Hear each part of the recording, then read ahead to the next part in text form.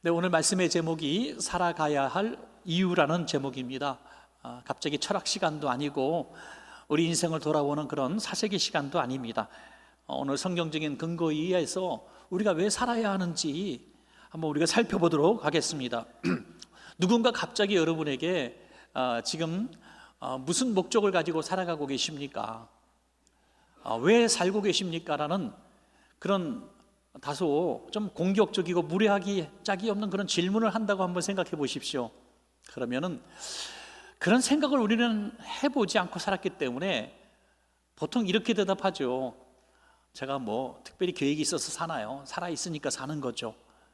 조금 더 생각하신 분들은 저는 뭐 특별히 희망이 없는데 자식들 때문에 삽니다. 자식들한테 그래도 뭘 남겨주고 가야 되지 않겠습니까?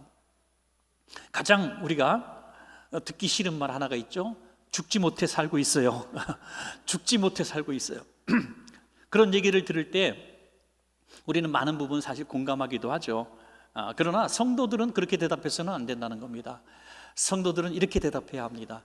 하나님께서 주신 사명대로 살아야 합니다 라고 대답해야 된다는 거죠. 사명대로 주님이 쓰시면 쓰시는 대로, 부르시면 부르시는 대로, 이곳에 보내시면 이곳에 보내신 대로, 저곳에 보내면 저곳에 보내신 대로, 부유하면 부유한 대로, 가난하면 가난한 대로, 건강하면 건강한 대로, 약하면 약한 대로, 많이 배우면 배운 대로, 배우지 못하면 배우지 못한 대로 하나님께서 쓰시면 그것이 우리 인생에 살아가는 목적이 되는 것입니다. 여러분, 많은 분들이 오래전에 그 책을 읽으셨을 거예요. 목적이 이끄는 삶이라는 책이죠. 목적이 있으면 우리 삶을 그 목적이 이끌어 간다는 겁니다. 세상 사람들은 돈을 목적으로 삼으면 돈 벌기 위한 인생을 다 거기다 허비하게 되죠. 명예를 목적으로 삼으면 명예를 얻기 위해서, 권세면 권세를 얻기 위해서 다 버리고라도 그걸 쫓아가는 것이 인생이잖아요. 그렇다면 그런 인생의 끝자락에 가서 만족하십니까? 행복하십니까? 라고 물어보면 대부분 이렇게 얘기합니다. 제가 목적한 것이 이루었다 할지라도 나의 영혼은 너무나 공허합니다. 내가 겨우 이런 것을 쫓기 위해서 내 인생을 다 보냈는지 지금 돌이켜보면 정말 하늘을 바라볼 겨를도 없이, 자연을 바라볼 겨를도 없이 제가 너무 정신없이 달려온 것 같습니다 하고 공허함과 후회를 많이 이야기합니다. 그러나 성도들은 그렇지 않다는 것입니다. 하나님이 주신 사명을 나의 인생의 목적으로 삼은 사람입니다. 여러분, 내 목적이 나를 이끌어 간다고 했는데 그 목적이 사명이기 때문에 하나님께서 내 인생을 이끌어 가시는 것을 날마다 경험하게 되는 것입니다.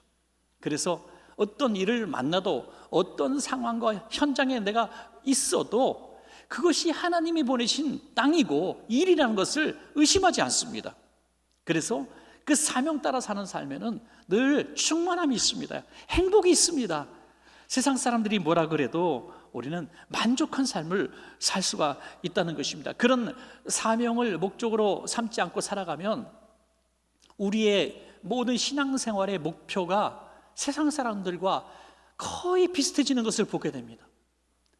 물질 때문에 울고 웃고, 건강 때문에 울고 웃고, 우리가 가지지 못한 것 때문에 울고 웃는다는 것입니다. 예배를 드려도 내 예배가 하나님께 받아 올려드리는 예배인가 자꾸 의심이 되는 거예요. 전에는 기도도 열심히 했는데 기도도 잘 되지 않아요.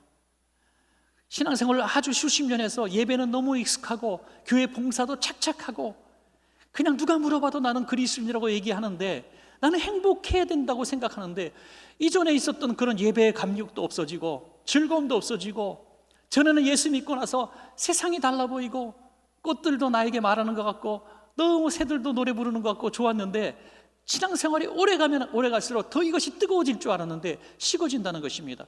여러분, 저는 거기서 이런 진단을 내리고 싶습니다. 그런 이유는 하나님이 나에게서 멀어진 것이 아닙니다. 내가 하나님이 주신 사명대로 살지 못했기 때문에 내 인생의 목적을, 내 꿈과 내가 원하는 것을 추구했기 때문에 점점 하나님으로부터 내가 스스로 멀어진 것입니다. 여러분, 다시 하나님이 내 안에 내주하시고 내가 정말 잘 살고 있다고 자신 있게 말할 수 있고 내 삶에 하나님이 지금 동행하고 계신다는 확신을 가지고 누군가에게 말하기를 원한다면 다시 내 목적이 아닌 하나님의 사명으로 돌아오는 길밖에 없습니다. 여러분, 삶의 가치, 삶의 목적, 삶의 이유가 주님 주신 사명이라고 내가 확실히 말하고 살아간다면 지금 당장도 어떤 일을 만나도 하나님이 나와 함께 하시는 것을 확실히 믿을 줄로 믿습니다. 여러분, 오늘 본문을 통해서 짧은 시간이지만은 다시 한번 하나님이 내게 주신 사명을 재발견하고 내 인생의 목적을 다시 한번 내 하나님이 주신 사명으로 설정할 때 우리는 복된 인생이 될 줄로 믿습니다. 여러분, 오늘 본문을 보면 요나서 맨 마지막 장이고요, 또 마지막 부분입니다. 해피엔딩이에요. 정말 악독이 가득한 니느웨 백성 12만 명이 요나의 선포를 듣고 회개합니다. 회개하고 구원을 받습니다. 얼마나 멋진 이야기입니까?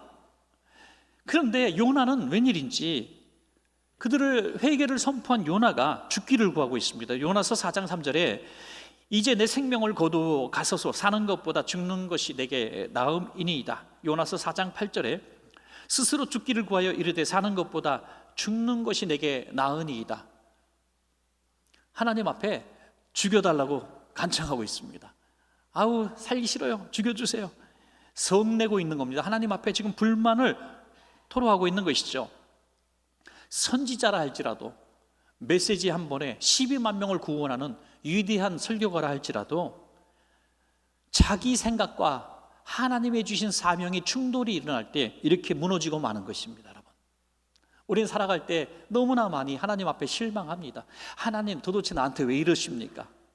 분명히 열심히 예배드리고 충성하고 봉사하고 믿음으로 11조도 탁탁 드리면 하나님께서 내 삶에 복을 주시고 자네도 잘 되게 하시고 평안한 복을 주셔야 되는데 왜 내 인생이 이렇게 원하는 대로 되지 않습니까? 내 원하는 대로, 내 목적대로 되지 않는다고 하나님을 원망할 때가 많이 있는 것입니다. 여러분, 그래서 하나님께서 우리를 다시 만들어 가시고 다시 하나님의 사람으로 만들어 가시는 그런 방법들을 요나를 통해서 배우게 되는 것이죠. 첫 번째로, 하나님은 우리에게 다시 한번 우리가 살아가야 할 이유를 주셨다는 사실을 깨닫게 하시는 것입니다. 저와 여러분 모두 살 가치가 있는 인생인 줄로 믿습니다. 여러분, 세상 사람이 볼 때 그렇지 않아도 하나님이 보시면 우리는 살 이유와 목적이 분명히 있는 가치로운 존재들입니다. 그러므로 여러분, 나는 쓸모없어, 나는 세상에 필요한 사람이 아니야, 이런 절대로 낙심이나 이런 불신앙적인 얘기를 절대로 해서는 안 되는 것입니다. 하나님이 우리를 향하신 선한 목적이 반드시 있습니다. 오늘 그것을 찾지 못하면 바로 요나와 같은 실수를 저지르게 되는 것이죠. 내 뜻대로 안 된다고 나는 살 가치가 없는 인생이라고 얘기하는 것입니다. 열심히 사업을 했는데 사업이 안 됐다고 나는 실패자라고 얘기하는 것입니다. 요나에게 처음 하나님이 사명을 주시는 장면은 요나서 1장 1절과 2절입니다. 여호와의 말씀이 아мет대의 아들 요나에게 임하니라. 이르시되 너는 일어나 저 큰 성읍 니느웨로 가서 그것을 향하여 외치라. 그 악독이 내 앞에 상달되었음이니라 하시니라. 그들이 얼마나 악한지 악독이 하나님께 상달이 되었다는 거예요. 그래서 너는 가서 그 백성들에게 너희들이 악독이 하나님 앞에 상달되어서 너희는 다 멸망을 받을 수밖에 없어, 이 얘기를 선포하라는 것입니다. 여러분, 하나님께서 요나를 통해서 굳이 심판에 대한 메시지를 선포케 하시는 이유가 뭘까요? 알고 죽으라는 겁니까? 나는 마땅히 죽을 자인 줄로 알고 죽으라는 겁니까? 그것이 아닙니다. 요나의 선포를 듣고 회개하여 그들이 다시 돌아오기를 원하셨던 것입니다. 살리시기 위해서. 여러분, 우리에게 하나님은 날마다 살아가야 할 이유를 자꾸 말씀하고 계시는 것입니다. 우리가 잘못된 길에서 돌아오고 주님의 사명으로 돌아가라고 끊임없이 말씀하시는 것이죠. 그런데 요나는 거절합니다. 내 인생의 목적과 내 소원이 하나님이 주신 사명과 충돌을 일으키니 하나님의 사명을 저버리게 되는 것이죠. 요나서 1장 3절입니다. 그러나 요나가 여호와의 얼굴을 피하려고 일어나 다시스로 도망하려 하여 욥바로 내려갔더니 마침 다시스로 가는 배를 만난지라. 여호와의 얼굴을 피하여 그들과 함께 다시스로 가려고 배싹을 주고 배에 올랐더라. 우리는 그래서 날마다 치열한 싸움을 하고 선택을 해야 되는 것입니다. 하나님이 주신 사명이냐, 내가 원하는 인생의 소원이냐 하는 것이죠. 한 25년 전 일이더라고요. 제가 가만히 생각해 보니까 25년 전쯤 되었는데요. 이제 제 친한 친구 목사님이 이제 신학교를 막 졸업하고 목사 안수를 받고 개척을 했습니다. 뭐 돈도 없고 성도도 없는데 또 동네도 잘 알지도 못하는 동네로 갔습니다. 그래서 조그만 주택가였어요. 주택가에 있는 연립주택 지하, 상가 좀 비슷한 연립주택 지하였습니다. 의자도 한 10여 개 이렇게 놨던 것 같은데요. 아주 뭐 초라한 예배당이죠. 그곳에서 이제 개척을 했는데 참 힘든 시간을 보내고 있었습니다. 그런데 그 동네에, 마침 그 동네에 우리 또 신학교 후배가 전도사로 이제 일하고 있었는데요. 그 전도사 부부가 그래도 선배가 개척을 동네에 했다 그러니까 인사 한번 가야 되겠다 했는데 하필이면 그날 교회에서 사례비를 받은 날이었답니다. 그래서 사례비를 봉투로 딱 받았는데 40만 원을 받았습니다. 전도사니까요. 40만 원을 받았는데 기도를 이렇게 하는 거예요. 선배님하고 인사드리고 와서 기도하다 보니까 너무 선배님이 불쌍한 거예요. 세상에서 제일 거지가 바로 개척교회 목사 아니에요. 너무 불쌍해요. 뭐든지 다 필요해. 뭐든지 도와주면 감사하다는 사람이 개척교회 목사입니다. 정말 힘들고 눈물 나고 불쌍히 여김을 받아야 되는 그런 모습이죠. 그래서 본인은 비록 전도사지만 40만 원이 한 달 월급이지만 사모님과 상의를 딱 해서 봉투 하나 갖다 놓고 10만 원을 몰래 뺐습니다. 빼가지고 이쪽 봉투에 딱 넣어가지고 오른쪽 주머니에 딱 넣었어요. 그리고 이제 갈 때 줄라 그러는데 잠깐 기도하는데 성령님이 봉투가 바뀌었다, 봉투가 바뀌었다 그러는, 네 것이 10만 원이고 이 교회는 30만 원 드려라. 이 교회 30만 원. 아이고 하나님, 이거 한 달 우리 생활해야 됩니다. 이거 드리면 우리는 살 수가 없습니다. 그 짧은 시간에 그야말로 생사를 건 사퇴의 기도를 벌이게 됩니다. 이 봉투냐 저 봉투냐, 이 봉투가 내 거냐 저 봉투가 내 거냐 하면서 사투를 벌이다가 도저히 불순종할 수 없어서 자기 생각을 내려놓고 30만 원을 우리 목사님 선배에게 드렸어요. 여러분 지금도 그냥 개척교회 방문해서 30만 원 드리면 얼마나 고맙습니까? 지금도 25년 전에 30만 원 큰 돈입니다. 그때 신대원 대학원 등록금이 저희 44만 원이었습니다. 한 학기 등록금과 맞먹는 돈이었어요. 이거를 드리고 나니까 얼마나 속은 씁쓸하고 괴롭고 죽여주시옵소서 아마 요나 같은 생각을 하지 않았겠어요? 나한테 왜 이러십니까 하나님? 그런데요, 이 목사님이 얘기해줘서 알았습니다. 마침 그 30만 원이 너무 필요해서 기도 중에 있었다는 거예요. 누가 교회에 차 쓰라고 낡은 차를 선물로 줬는데 등록비가 없어서 가져오지 못하고 운행을 못하고 있었습니다. 근데 그게 딱 30만 원에 차를 가져올 수 있게 된 돈이었답니다. 그 돈을 내고 차를 가져와서 운행을 시작하게 됐다고. 하나님은 정말 틀림없는 하나님이라고. 한 사람은 좋아하는지 모르겠지만 한 사람은 지금 죽을 맛입니다, 여러분.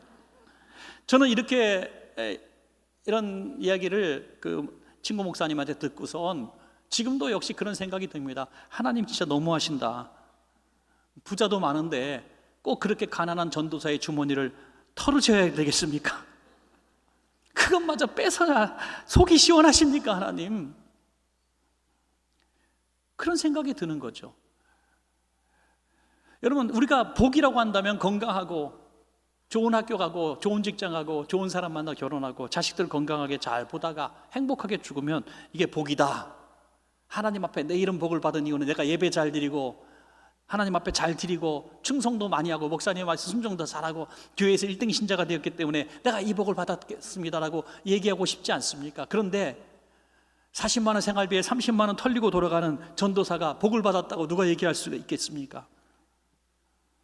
살아가는 이유와 목적을 분명하게 하나님의 주신 사명과 음성에 두지 않으면 이것은 불행이고, 하나님이 주신 사명으로 그것을 맞추면은 누구보다 행복하고 성공자의 모습으로 그 전도사님을 볼 수가 있는 것입니다, 여러분.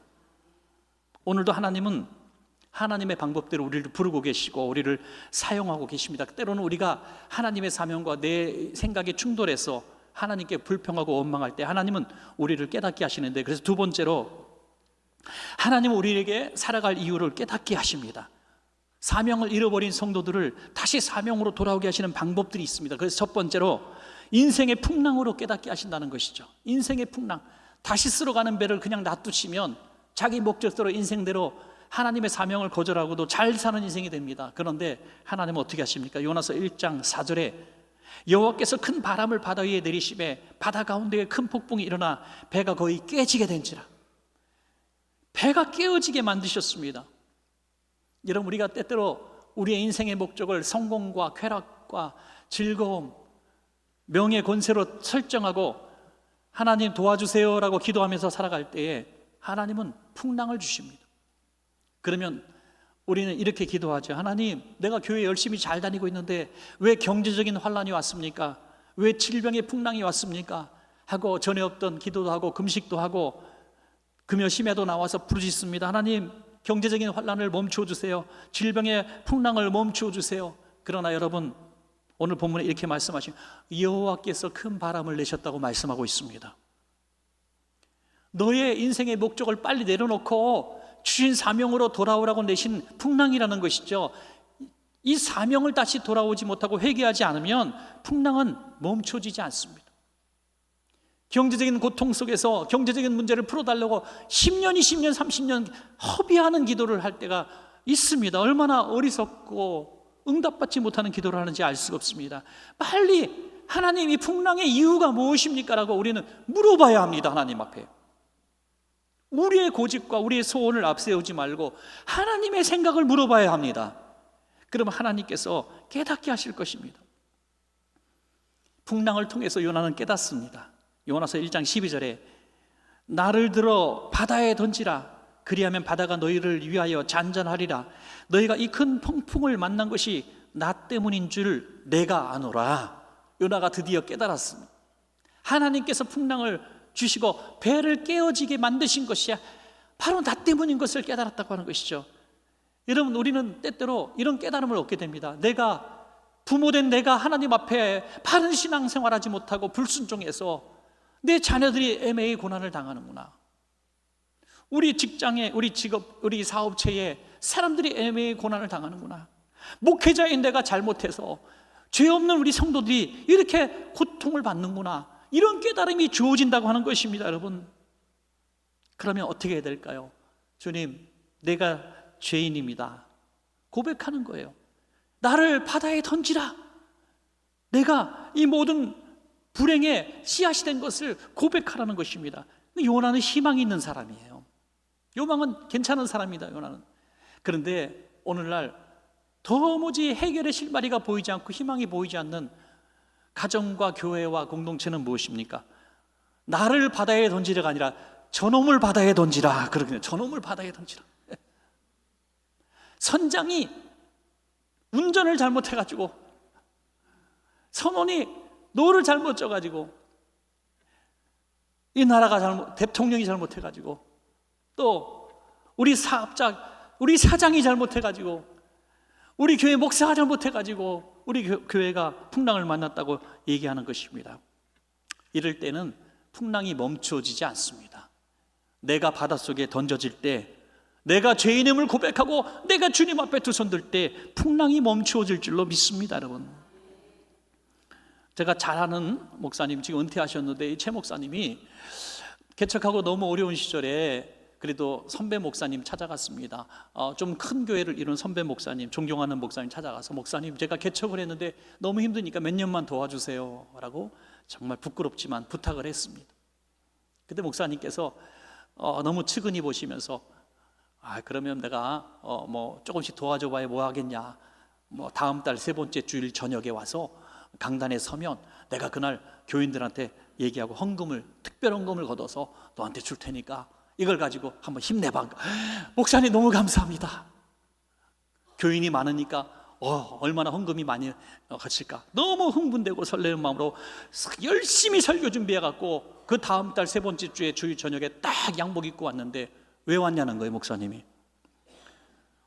맞아, 내가 강사로 불렀지. 아이고 미안해, 깜빡 잊고 내가 다른 사람 강사로 세웠네. 그럼 너무 수치스럽고 부끄러웠는데, 진짜 미안하다. 다음 달 오늘 똑같은 시간에 오라는 거예요.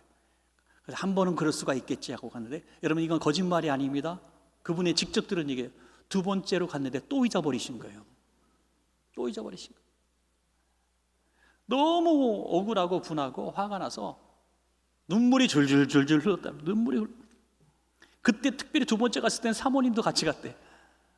그래갖고 너무 부끄러워가지고 그냥 도저히 갈 수가 없어서 기도실에 가서 기도를 하는데, 교회 기도실에서 하나님 진짜 억울하고 분해요. 왜 내가 목사가 돼서 이 고통을 이 부끄러움을 당해야 돼? 막 원망하는데 하나님이 음성을 탁 주시더래요. 네가 설교하러 왔냐? 돈 받으러 왔지. 그러지. 네가 설교하러 왔냐? 돈 받으러 왔지. 그 순간에 청천벽력 같은 하나님의 음성 듣고 그분은 이렇게 책에 썼습니다. 그날은 내가 거지 목사에서 선교하는 목사, 주는 목사로 거듭난 날입니다. 그 헌금을 받고 돈을 받아 갖고 와서 목회한 것보다도 멸시와 수치를 통해서 더 거듭난 주는 교회, 선교하는 교회가 된 줄로 믿습니다. 여러분, 풍랑은 우리를 영적 깊은 잠에서 흔들어 깨우는 하나님의 방법입니다. 이 풍랑을 통해서 살아갈 이유를 사명에 두시는 우리가 되기를 바랍니다. 또한 기도로 우리를 깨닫게 하시는데요, 요나서 2장 1절 보니까 요나가 물고기 뱃속에서 그의 하나님 여호와께 기도하여 라고 했습니다. 기도하면 하나님이 주신 사명을 깨닫습니다. 그런데 기도하지 않아요. 요나에게 처음 이 사명을 주셨을 때 하나님 순종하겠습니다. 그러면 참 좋겠죠. 그런데 조금 마음에 안 들면 우리는 이렇게 대답합니다. 하나님 기도해 볼게요. 그렇죠? 누군가 목사님한테 도움을 청하러 왔을 때 기도합시다 그러면 응답이 아니에요. 그죠? 이거는 좀 기도합시다, 이거는 생각 좀 해보겠다는 얘기예요. 그런데 그런 기도조차 하지 않았다는 거예요. 그리고 자기 생각대로 다시스로 가는 반대편 배를 집어탄 거예요. 여러분, 그렇게 잘못된 길을 걸을 때 하나님은 포기하지 않습니다.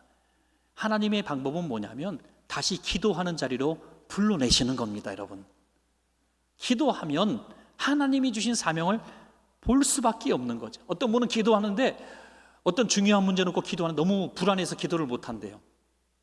왜? 하나님이 감당하지 못할 사명을 주실까 봐 기도를 못 한대요. 제가 공감합니다. 여러분, 없을 때는 기도가 나와요. 아플 때는 기도가 나오고요, 아무것도 내가 누릴 게 없을 때는 막 결사적인 기도가 나와요. 주시옵소서, 주시옵소서. 그런데 많은 걸 가졌을 때는 기도가 안 나와요.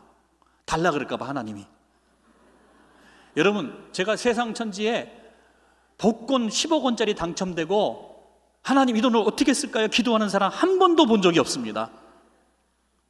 무서워서 기도 못합니다. 주님께 드려라 그럴까 봐. 그러니까 저 요나가 물고기 뱃속에 기도하듯이 저 깊은 산속 기도원에 가서 금식하며 기도하는 사람은 아무것도 없는 사람, 누릴 게 없는 사람, 그때 하나님 앞에 무릎 꿇게 되는 것이죠. 요나는 그 물고기 뱃속 같은 기도원에서 부르짖어 기도하는 기도를 회복하게 됩니다. 그리고 응답을 받습니다. 요나서 2장 6절에 나의 하나님 여호와여, 주께서 내 생명을 구덩이에서 건지셨나이다. 건지셨나이다. 이미 구원받은 줄을 믿고 선포하는 것입니다. 여러분, 하나님이 응답하시고 하나님이 함께 하시는 것, 기도를 통해서 깨닫는 순간이 오면 그 믿음대로 선포하시기 바랍니다. 아직도 여전히 몸이 아프지만 하나님, 내가 기도했고 내 마음속에 확신이 주어졌습니다. 저는 나은 줄로 믿습니다라고 선포하라는 것입니다. 이것이 너무나 귀한 것입니다. 마가복음 11장 24절에 우리 한번 같이 읽어보겠습니다. 시작. 무엇이든지 기도하고 구하는 것은 받은 줄로 믿으라. 그리하면 너에게 그대로 되리라. 할렐루야. 마지막 세 번째로 말씀으로 깨닫게 하시죠. 요나는 이제 물고기 뱃속에서 나와서 복음을 증거하고 그들이 회개하고 구원받습니다. 그런데 그들이 멸망을 당하는 것을 구경하려고 초막을 짓고 앉아 있었던 요나는 지금 분노하게 된 것이죠. 얼마나 가증한 일입니까? 회개하고 구원받으라고 선포해놓고 돌아와서는 회개 안 하기를 바라는 거죠. 죽기를 바라는 겁니다. 하나님의 마음은 아랑곳하지 않고 자기 마음을 여전히 버리지 못하는, 일은 하지만 기쁨으로 일한 것이 아닌, 여러분 수많은 그리스도인들이 그렇다는 겁니다. 순종하며 열심히 일하는 것처럼 보이지만 마음에 맞지 않아요. 마음에는 기쁘지 않아요. 그러면서도 그냥 그리스도인이니까, 교회의 중직이고 성도니까 그냥 맡은 바 일에 헌신하고 있다고 생각하는 것입니다. 여러분, 그것이 바로 나는 일했지만 하나님이 영광받는 데 관심이 없는 사람의 모습이 아닐까요, 여러분? 요나서 4장 6절에 하나님 여호와께서 박농쿨을 예비하사 요나를 가리게 하셨으니 이는 그의 머리를 위하여 그늘이 지게 하며 그의 괴로움을 면하게 하려 하심이었더라. 요나가 박농쿨로 말미암아 크게 기뻐하였더니, 그들이 멸망당하는 장면을 보기 위해서 관람석에 앉아있는 요나를 위하여 박농쿨이 자라게 해서 햇빛 가리개를 만들어 주셨다는 거예요. 도대체 무슨 생각으로 그러셨을까요? 그런데 요나는 너무 기뻐했다는 거예요. 여러분, 여기서 요나가 어떤 사람인지 보게 되는 것입니다. 12만 명이 구원받은 것은 기뻐하지 않고 자기 박농쿨로 시원하게 된 것, 자기 머리가 시원하게 된 것 때문에 기뻐해도 크게 기뻐했다는 것입니다. 여러분, 우리는 사명을 잃어버리면 이렇습니다. 하나님의 뜻대로 살지 않으면 이렇습니다. 하찮은 내 인생의 박농쿨 한 장에 웃고 웁니다. 건강하면 웃고 아프면 웁니다. 돈 좀 생기면 웃고 돈 잃어버리면 웁니다. 또 우리가 직장에 들어가면 웃고 퇴직당하면 웁니다. 우리의 박농쿨 한 장에 울고 있는 인생입니다. 우리의 일을 통해서 12만 명이 살거나 죽거나 주님은 어떻게 되시거나 관심이 없다는 것입니다. 여러분, 이것이 바로 요나의 모습이고, 하나님 주신 사명을 버려버린, 자기 인생의 목적을 온전히 자기만을 위해 살아가는 인생의 목적을 가진 사람의 모습이며, 박농쿨 한 장에 우리의 인생을 거시겠습니까? 주님 주신 12만 명을 구원하는데 우리 인생을 거시겠습니까, 여러분? 제가 목사님들과 만나서 얘기할 때 가슴 아픈 얘기를 종종 들어요. 목사님, 우리 교회 장로님들, 우리 교회 성도님들은요, 교회가 부흥되는 걸 원하지 않아요. 성도들이 새신자 오는 걸 기뻐하지 않아요. 오면은 이상한 눈초리를 보고 흰천지 아닌가, 저 사람은 또 와서 괜히 우리 주인 노릇 하는 게 아닌가 쫓아낸다는 거예요. 그런 소리 너무 감사. 근데 우리 교회는 너무 감사한 거 있죠. 오늘 9명 아침에 등록해, 오늘 4명 등록했다니까 여러분들이 박수를 치잖아요. 우리 교회 성도님들은 요나와 같지 않음을 감사합니다, 여러분. 할렐루야. 정말 이것이 기쁨이 되어야 되지 않겠습니까? 한 영혼이 돌아오는 것이 내가 아픈 것보다, 내가 뭐 돈 버는 것보다, 내가 잘 되는 것보다, 잃어버린 한 영혼이 주일날 주님 앞에 와서 우리와 같은 형제자매가 될 때 우리는 이 모든 슬픔보다 이 기쁨으로 가리워지는 것입니다, 여러분. 요나는 박농쿨을 하나님께서 만들었다가 탁 뺏어가시니까 혼미하여 죽을 정도가 돼요. 화딱지가 난 거예요, 화딱지가. 그래가지고 요나서 4장 10절에 화를 내니까 하나님께서 이렇게 대답하십니다. 여호와께서 이르시되 내가 수고도 아니하였고 재배도 아니하였고 하룻밤에 났다가 하룻밤에 말라버리니 박농쿨을 아꼈거든. 하물며 이 큰 성읍 니느웨에는 좌우를 분별하지 못하는 자가 12만여 명이요 가축도 많이 있나니 내가 어찌 아끼지 아니하겠느냐 하시니라. 아멘. 주님은 영혼을 아끼셨고 요나는 박농쿨을 아꼈습니다. 우리가 주님 앞에 설 때에 우리가 평생 잃어버릴까 애주중지하며 손 벌벌 떨면서 꼭 끌어안고 있었던 것은 박농쿨 한 장밖에 되지 않는다는 것을 깨달아야 합니다. 우리가 주님 앞에 남겨두고 갈 것은 우리를 통해서 구원받은 영혼들입니다. 우리를 통해서 위로받은 영혼들입니다. 우리를 통해서 공부하고 치료받고 살만한 이유들을 찾게 된 불쌍한 영혼들인 것입니다. 우리가 그 12만 영혼을 내게 주신 사명의 대상으로 알고 열심히 헌신하고 충성할 때 언제 우리를 부르셔도 우리는 외롭지 않고 실패자가 아닌 것입니다. 바울은 다메섹 도상에서 거듭난 인생이 될 때 이렇게 선포합니다. 로마서 14장 7절에서 8절입니다. 우리 중에 누구든지 자기를 위하여 사는 자가 없고 자기를 위하여 죽는 자도 없도다. 우리가 살아도 주를 위하여 살고 죽어도 주를 위하여 죽나니 그러므로 사나 죽으나 우리가 주의 것이로다. 우리가 살아가야 할 분명한 이유는 그래서 사명입니다. 주님의 일을 하는 기쁨을 갖는 사람입니다. 그럴 때 우리가 주님 앞에 언제 어느 때 부름받고 섰을 때에도 우리는 절대로 공허한 인생 실패자가 아니라 우리를 통해 구원받은 수많은 영혼들이 우리를 환송해주고 또 천국에서 만나는 영혼들이 될 줄로 믿습니다. 여러분 모두 성공적인 삶의 이유를 갖는 성도님들 되시기를 축원합니다.